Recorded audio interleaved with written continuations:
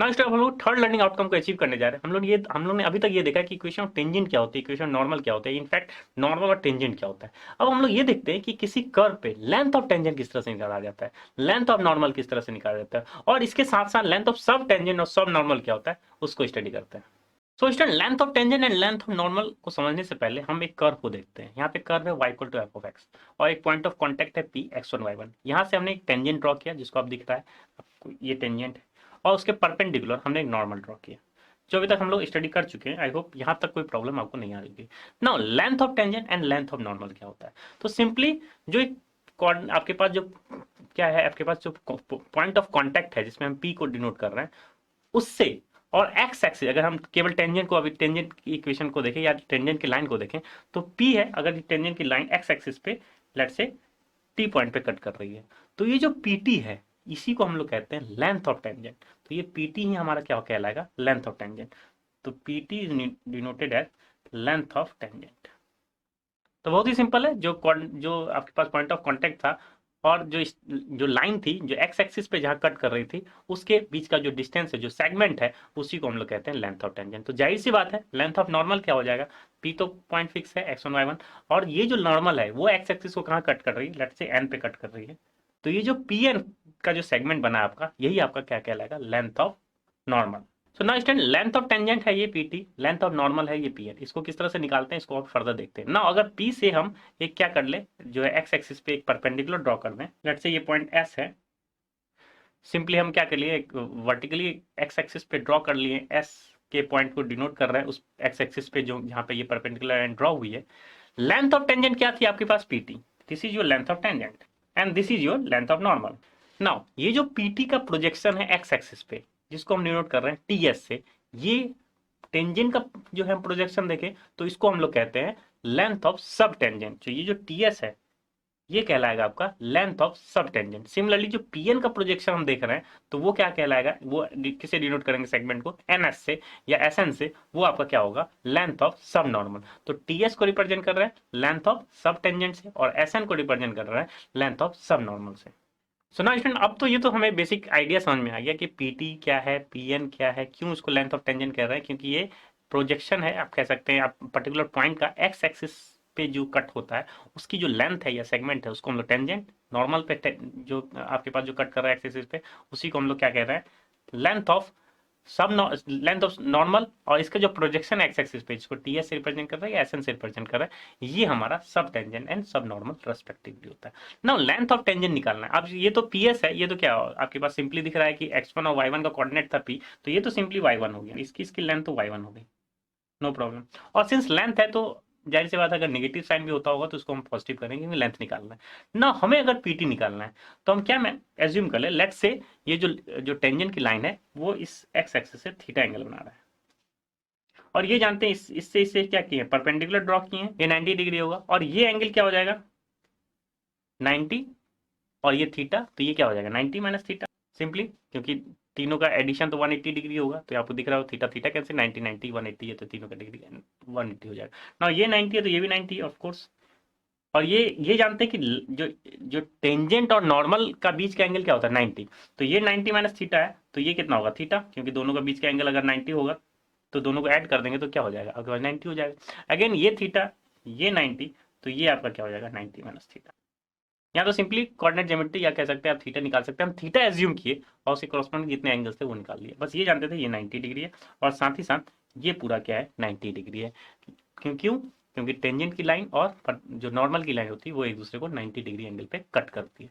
तो उसके अकॉर्डिंगली सब हमने सारे वैल्यूज निकाले। क्यों क्यों ऐसा निकाले, क्योंकि जो भी ये चीज हम फाइंड आउट करेंगे वो हम एंगल के करस्पॉन्डिंग हम निकाल सकते हैं ना। यहाँ पे एक चीज और हम जानते हैं कि जो टेन थीटा होता है, जो एंगल ऑफ इंक्लिनेशन होता है, उसी को हम किससे रिप्रेजेंट करते हैं, d y by d x से। तो यहाँ आपके लिए एम जो है, जो स्लोप जिसको कहते हैं, उसको हम लोग tangential part of inclination angle कहते हैं टेन थीटा, जो थीटा हमने बनाया है ये टेन थीटा। और इसी में हम लोग, इसी ज्योमेट्री में हम लोग इसको क्या जो है किससे रिप्रेजेंट करते हैं, d y by d x at that point x1 y1। तो जहाँ टेन थीटा है वहाँ हम d y by d x at x1 y1 को रिप्लेस करके, क्योंकि हमें कर्व पता होता है इसलिए d y by d x से ही हम लोग क्या करना चाहते हैं, खेलना चाहते हैं, इसी से प्ले करना चाहते हैं ताकि हम चीजें को इजीली कैलकुलेट करते हुए चले जाए। तो यहाँ से इस ट्राइंगल में देखें, पीटीएस ट्राइंगल में हम पीटी निकाल सकते हैं।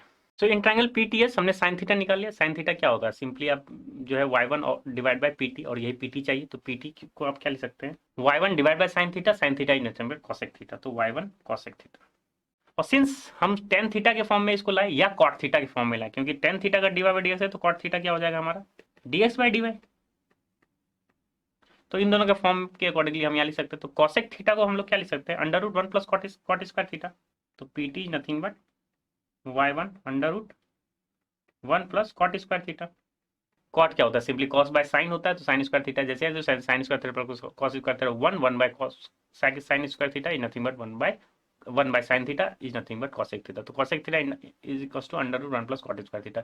क्यों हमें इस तरह से लाए, क्योंकि कॉट थीटा हमारे पास dx बाई डी वाई है, तो सारा चीज हमें क्या मिल जाएगा, dx बाई डी वाई के फॉर्म में निकल जाएगा eight that point x1 y1।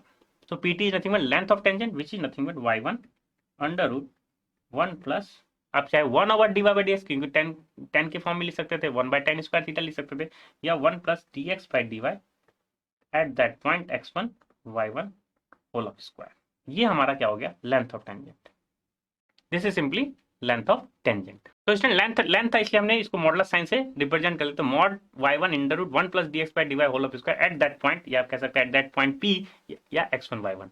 तो ये हमारा लेंथ ऑफ टेंजेंट। सिमिलरली हम उस दूसरे ट्रायंगल में बात करें तो लेंथ ऑफ नॉर्मल हम सिंपली निकाल सकते हैं, pn equals to modulus y1 under root one plus d x by d y whole of square, यहाँ d x by d y ना होके dy by dx whole of square हो जाएगी। So length of normal is nothing but pn equals to y1 under root one plus dy by dx whole of square at that point x1 y1। तो length of tangent में dx by dy होता है और length of normal में dy by dx होता है। अब यहाँ पे सिंपली इस ट्रायंगल में हम यूज करके हम pn निकाल सकते हैं। तो यहाँ साइन 90 माइनस थीटा करते और साइन 90 माइनस थीटा क्या हो जाता, कॉस थीटा बन जाता। तो सिंपली अगर इस ट्रायंगल में बात करें तो यहाँ हम क्या निकालते हैं, साइन 90 माइनस थीटा, और which equals to y1 over pn हो जाता हमारे पास, y1 ओवर pn हो जाता है। और sine 90 minus theta is nothing but cos theta, तो यहाँ से pn की वैल्यू क्या हो जाता है, y1 सेक थीटा। यहाँ y1 सेक थीटा होता है, और सेक थीटा हम किस में जनरली डिनोट करते हैं, टेन स्क्वायर थीटा में, तो one plus tan square theta हो जाता है सिंपली। तो यहाँ से आपको दिख रहा है pn equals to y1 under root one plus tan square theta, और टेन थीटा क्या होता है, dy बाई dx, इसलिए इसको इससे हम रिप्रेजेंट कर सकते हैं। और एट दैट पॉइंट, इसलिए यहाँ पे x1 y1 हमने निकाल लिया। तो उस ट्रायंगल में हम लोग से निकाल के लेंथ ऑफ नॉर्मल निकाल सकते हैं। नाउ लेंथ ऑफ इसी तरह से क्या निकाल सकते हैं, अब सब टेंजेंट निकाल सकते हैं और सब नॉर्मल भी निकाल सकते हैं। तो इसमें अगर आपको सब टेंजेंट का डेफिनेशन पता है तो लेंथ ऑफ सब टेंजेंट भी इजीली हो जाएगा। यहाँ पे सिंपली क्या होता है, dx बाई डी वाई के अकॉर्डिंगली होता है, तो simply y1 into d x by d y at that point sub tangent हो जाता है। नॉर्मल में dy बाई डी एक्स होता है, तो सब नॉर्मल में क्या होता है, y1 into d y by d x at that point होता है।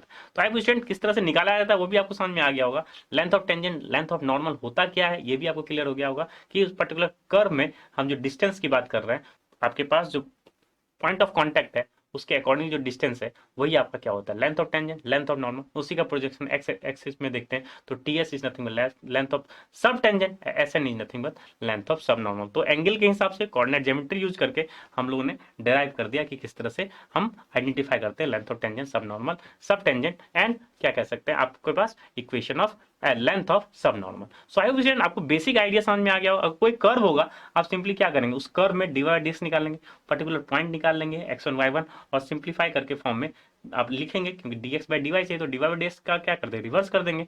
तो आप वैल्यू पुट कर देंगे x1 y1 eight that point, और फिर y1 से मल्टीप्लाई कर देंगे, और सब में मॉडुलस वैल्यू इसलिए ले रहे हैं क्योंकि ये क्या है, लेंथ है। तो आई होप आपको बेसिक आइडिया आपको समझ में आ गई होगी।